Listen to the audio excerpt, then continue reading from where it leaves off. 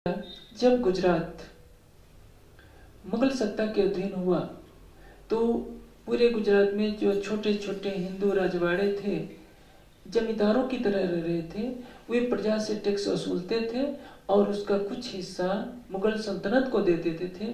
उनका भी राजकाज था और मुगल सल्तनत तो सब पर हावी थी। अब श्री जी वहां से चल देते हैं, जाकर अहमदाबाद में कुतुब खान से बातें करते हैं कि आप हमला न करो, मैं इसकी जिम्मेदारी लेता हूं। कई वर्षों से टैक्स चुकाया नहीं जा चुका है और ये वायदा किया कि यदि मैं इतने सालों का कर नहीं चुका पाऊं तो जो भी सजा देना होगा, फांसी भी देनी होगी, तो मैं इसके लिए तैयार हूं, लेकिन अभी हमला न करो। कुतुब खान ने अपना हमला रोक दिया, जो अहमदाबाद का शासक था, और इधर श्री जी ने हर सुंदर साथ से आग्रह किया कि वो टैक्स दें। जितनी प्रजा थी, जामनगर स्टेट की वजीर का पद ले लिया, दीवान का पद, क्योंकि वहां के दीवान ने मना कर दिया था कि मेरे से इतने सालों का टैक्स नहीं वसूला जा सकता। यदि वर्षा ना हो, प्रजा के पास धन हो ही नहीं, तो टैक्स कहां से दे। लेकिन मुसलमानों को इससे कोई लेना देना नहीं था। हिंदू प्रजा पर उस समय जबरन कर लगाए जाते थे, जजिया कर अलग देना पड़ता था। मुस्लिम प्रजा को कम टैक्स देना पड़ता था, हिंदू प्रजा को ज्यादा देना पड़ता था, क्योंकि इस्लामिक शरीयत ये थी कि हिंदुओं से ज्यादा टैक्स वसूलो, ताकि या तो ये मुसलमान बन जाए या नहीं तो राज्य को छोड़ करके चले जाए। अब उस जमाने में, अलाउद्दीन खिलजी के जमाने में, तो आधा किसान को आधा देना पड़ता था, और जो भी सच्चा शासक होता है प्रजा से ज्यादा टैक्स वसूलता नहीं। निदान कई सालों का टैक्स कोई कैसे दे सकता था। श्री जी बहुत प्रयास करते हैं तो भी भरपाई नहीं हो पाती है। अंत में अहमदाबाद पहुंच जाते हैं और उनको कुतुब खान ने कह दिया कि टैक्स पूरा नहीं कर पाए, अब फांसी पर चढ़ाने के सिवा कोई चारा नहीं। कारागार में नजरबंद कर दिए जाते हैं। अब कांची भाई, जिन्होंने अपना सब कुछ समर्पण कर दिया है, वो सोचते हैं कि श्री जी ने सब सुंदर साथ की सुरक्षा के लिए अपने को कैद खाने में कैद करवा दिया, और मुसलमानों से दया की भावना रखना सूरज के पश्चिम में उगने के बराबर है।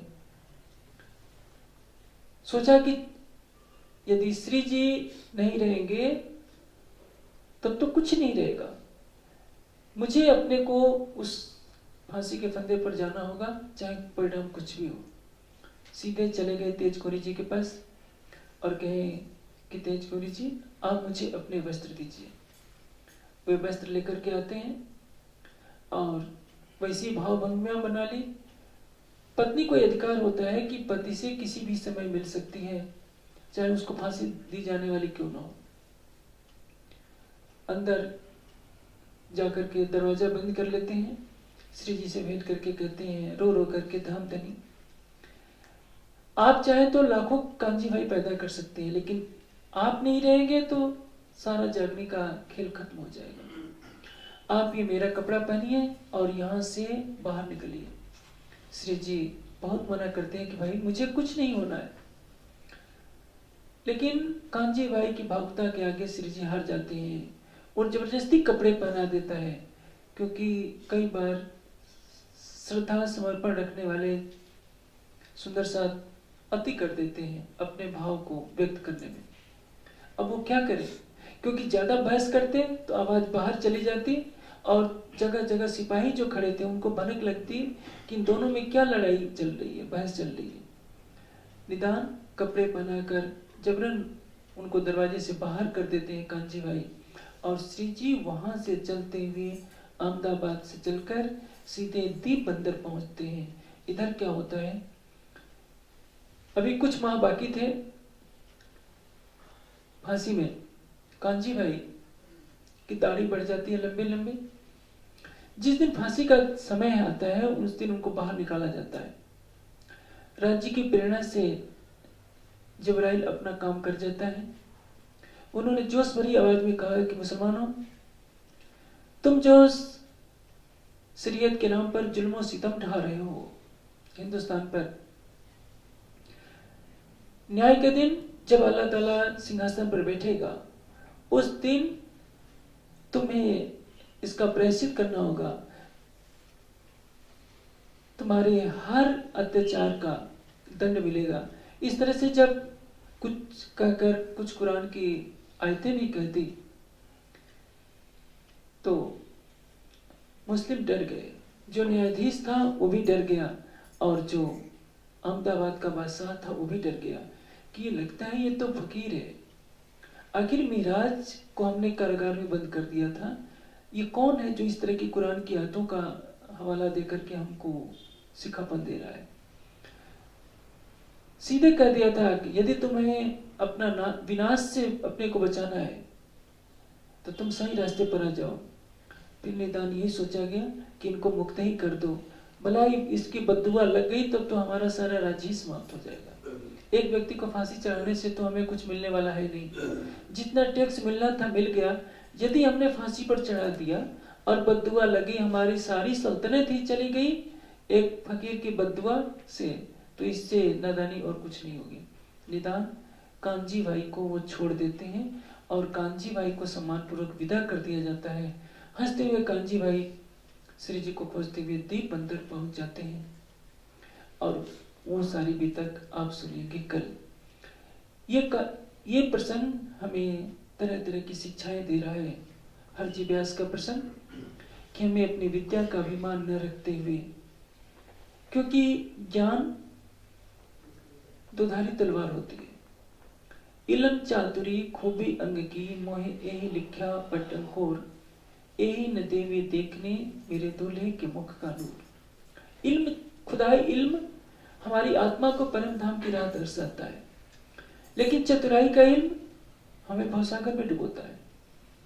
श्रद्धा लभते ज्ञानम, श्रद्धा से ज्ञान प्राप्त होता है।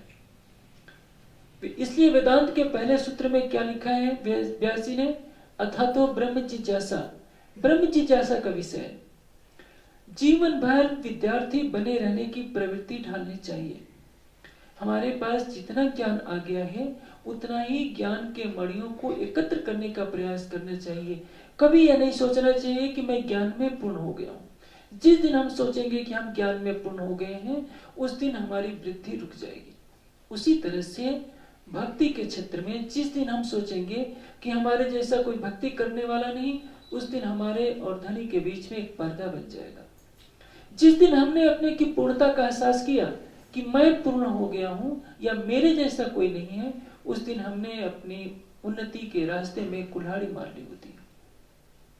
इसलिए यह प्रकरण बहुत ही महत्वपूर्ण है।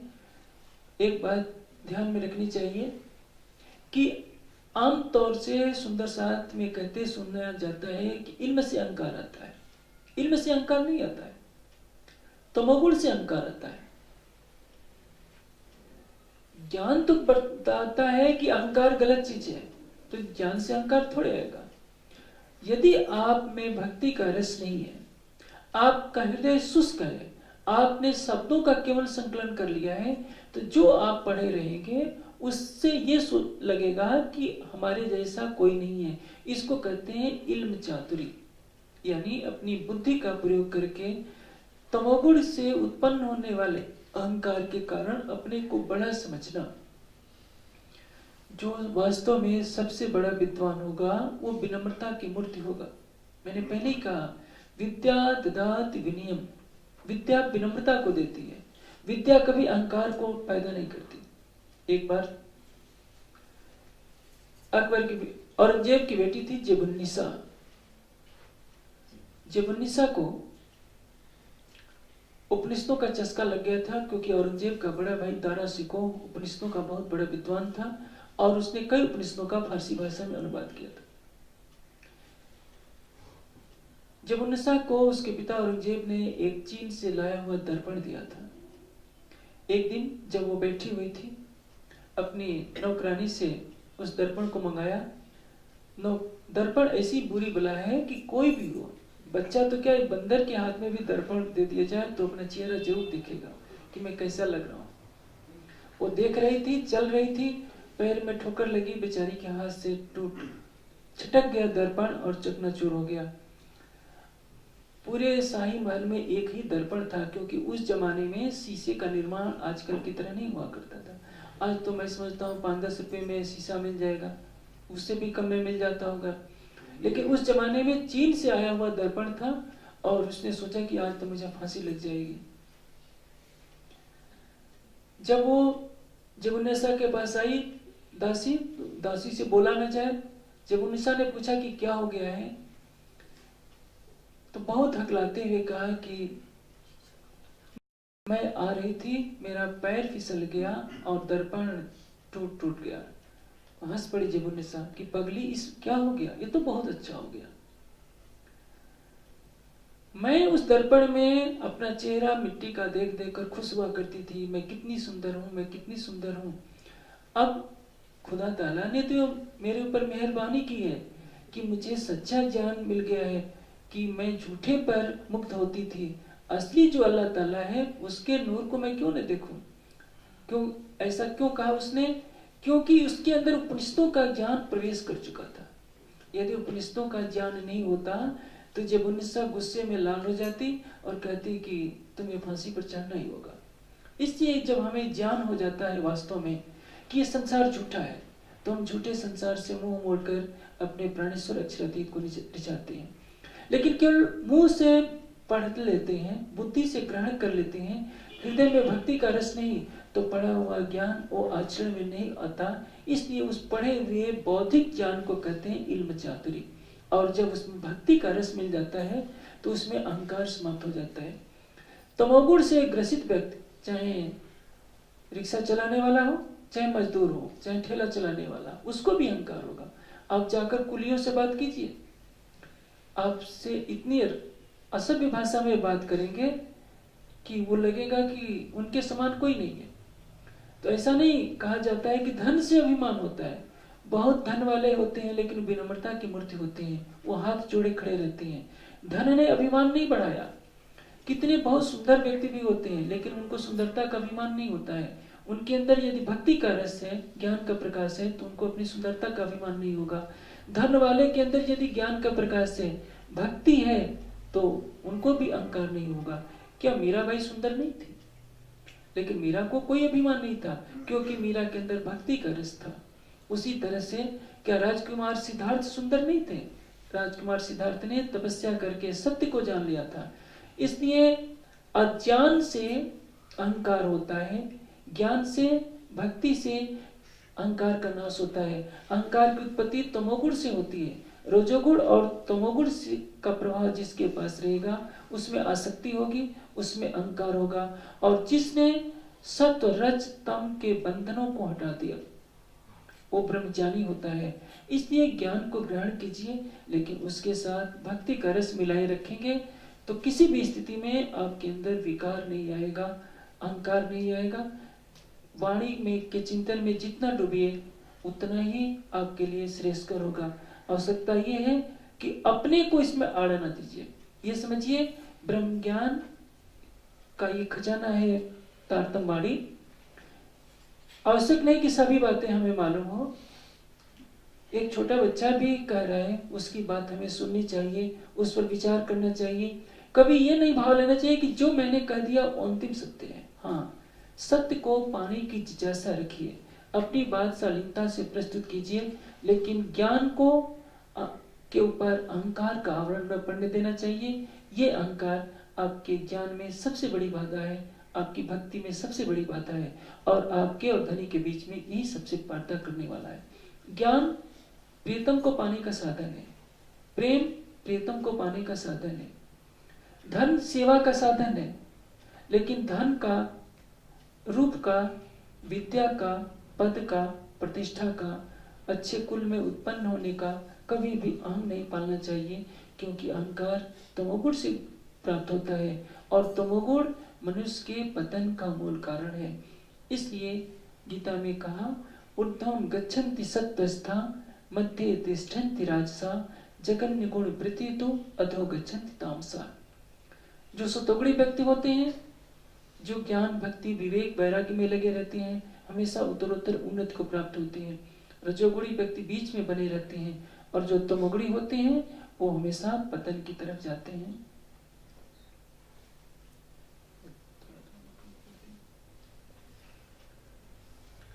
तीन सृष्टि कही वेद ने, वेदों में 3 तरह की जीव स्त्री और ब्रह्म सृष्टि का वर्णन किया गया है। सृष्टि ब्रह्म की साथ है, और ब्रह्म सृष्टि हमेशा ब्रह्म के तदोगत होती है। ब्रह्म सृष्टि कई वेद ने ब्रह्म जैसी तदोगत अक्षरातीत की अर्धांगिनी अक्षरातीत के समरूप हुई होती है। इसलिए पुराण संहिता में स्पष्ट कहा गया है, करोड़ों तीर्थों में स्नान करने से, करोड़ों गायत्री मंत्र का जप करने से जो पुण्य प्राप्त होता है, उतना पुण्य एक ब्रह्म सृष्टि की संगति मात्र से ही प्राप्त हो जाता है। ल्याय कुंजी ईसादु अल्लाह, और सारे रहस्यों को समझाने के लिए तारतम ज्ञान की कुंजी कौन लाए? सदगुरु धनुष देवचंद जी। धाम से लाई तारतम, करी ब्रह्मांड में रोशनाई। तारतम ज्ञान के आने से पहले सारी सृष्टि में अंधेरा था।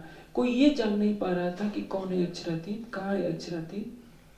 हक के भेजा मोमिनों पर, और अक्षरातीत ने ब्रह्म सृष्टियों के लिए क्या भेजा है? पैगंबर जो आखिरी मोहम्मद साहब को भेजा था। किस लिए? ताकि सारी साक्षियां लिखवा दी, और उन साक्षियों को पाकर परम धाम की आत्माएं अपने धनी की पहचान कर ले। यदि कुरान नहीं होता तो आज हम प्राणनाथ जी को पूर्ण ब्रह्म के रूप में दावा से नहीं कर सकते थे। सच्चिदानंद परमात्मा वो है जो सबका होता है। मोहम्मद साहब मुसलमानों के होकर आए,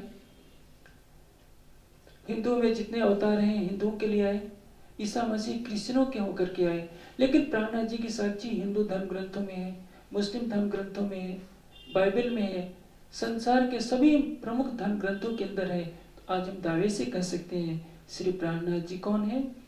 आया सबका खसम, सब शब्दों का उस्ताद, सबका पूर्ण ब्रह्म आया हुआ है।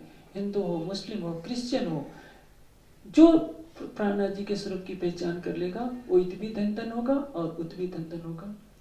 एक खेल किया इनो वास्ते, और खेल क्यों बनाया गया है? परम धाम की ब्रह्म सृष्टियों के लिए। मोहम्मद हक के नूर से, और अक्षर ब्रह्म किसके नूर है? मोहम्मद का तात्पर्य ये है जो महिमा से परे है। महिमा से परे कौन है? वो अक्षरातीत, और उन्हीं का नूर है मोहम्मद साहब। भाई दुनिया मोहम्मद के नूर, दुनिया अक्षर ब्रह्म जो की आत्मा जो ब्रजराज में खेलने के बाद अरब में आती है और उनको मोहम्मद का खिताब मिलता है। मोहम्मद यानी महिमा से परे। कह रहे हैं कि मोहम्मद हक के नूर से, यानी अक्षर की आत्मा किसका नूर है? राज्य का। और दुनिया किसके नूर से है? अक्षर ब्रह्म का ही नूर है अव्याकृत। अव्याकृत के सपने में दुनिया बनी है, जिसमें खेल देखने के लिए परम धाम की आत्माएं आई हुई हैं। मोमिन अरश अजीम के, और परम धाम की ब्रह्म सृष्टि रहने वाली कहाँ से है? परम धाम से, जो हद और बेहद से भी परे हैं। बैठे खेल देखत, और वहीं बैठे बैठे इस माया का खेल देख रहे हैं। यही साइत हजूर की, और परम धाम में अभी एक पल भी नहीं हुआ है। श्री महामती कहे ए मोमिनो, महामती जी कहते हैं कि हे साथ जी, ए बेवरा तीनों का कया तुम। ब्रह्म सृष्टि, ईश्वरी सृष्टि और जीव सृष्टि तीनों का वर्णन आपको बताया। कहूँ आगे और मजल की, और इसके बाद क्या होता है अब वो बता रहे हैं। जो दिखाया खेल हुक्म, ये सारा खेल राज्य के हुक्म से दिखाया जा रहा है। अब चुपाई दे रहे हैं। श्री महामती कहे ए मोमिनो, ए बेवरा तीनों का कया तुम।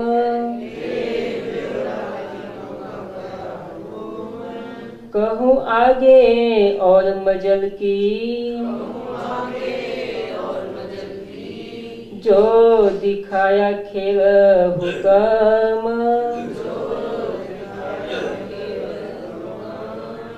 जो दिखा तुम हो तैसी कीजियो, मैं अर्ज करूं मेरे पीर। हम जैसी तुम जिन करो, मेरा तलफ तलफ जाएगी। जीना तो जीवे नहीं, क्यों मिट दिल की प्यास दी। तुम बिना किसे कहूँ, ये तुम हो मेरी आस। आस वीरानी तो करूं, या जो कोई दूसरा होगी। सब विद वाला जी समर, किन्हैं न जानो रोए। जन्म दी जो मैं होती, जन्म दी जो मैं होती, सो क्यों देखूं एक दी।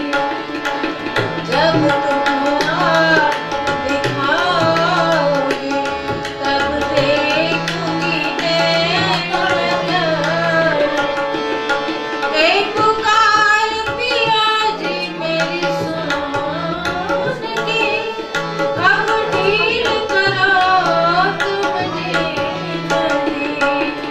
पल पल खबर जाओ मोरी जी, यति अर्ज करूं मैं। एती अर्ज मैं तो करूं, बीत पड़ी अंतराय जी। सो अंतर आई टाल के, बुलाई दे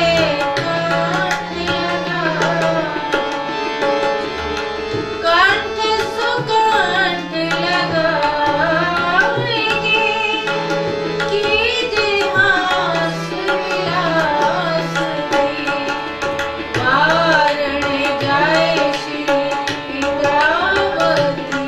पियरा को चरणों के पास, तुम दुल्हा मैं दुल्हनी, और न जानूं बात दी। ईश सो सेवा करूं, यह सब अंगों अच्छा। सदा सुख दाता दातरी, सदा सुख दाता दातरी। मैं क्या कहूँ इस बात दी। श्री मामती युगल स्वरूप पर, वारी अंगना मंडल बल जात। या तुमको ऐसी कीजियो, मैं अर्ज करूं मेरे पीर। श्री आनंद मंगल श्री राम धन की जय।